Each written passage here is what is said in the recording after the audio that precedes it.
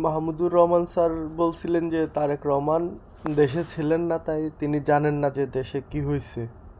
তো এটা বলার পর বিএনপির কিছু ছাত্রী ওরা ওনার পিছনে খুব ভালোভাবে লাগছিল, ওনারে অনেক গালিগালাজ করছিল। তো আমি ভাবলাম যে যাকগে উনি কথাটা বলছেন, হয়তো ভুলও হইতে পারে, কারণ তারেক রহমান নিজেও বলছে যে সে আসলে খোঁজ খবর রাখছে।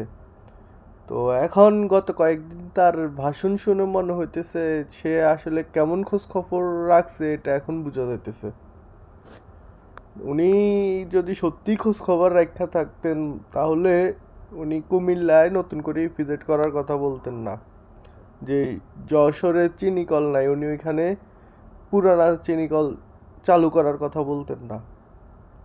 এবং কি এই যে বারবার এতগুলা বক্তব্য দিয়া উনি আসলে এই কথাটাই প্রমাণ করতেছেন যে আসলেই উনি দেশ সম্পর্কে কোনো খোঁজ খবর রাখেন নাই। ওনার আশেপাশে থাকা ওই ছাপড়িগুলা যা বলতেছে উনি সেটাই ভাষণে চিপকায়া দিতেছেন, যেটা মানুষের কাছে ওনারা হাস্যরসের পাত্র বানায় দিতেছে। ওরা নিজেরা তো চাঁদাবাজি দখলদারিত্বে ব্যস্ত ছিল, কোনো খোঁজ খবর রাখে না। এখন ওনারাও বিতর্কিত করতেছে ওরাই।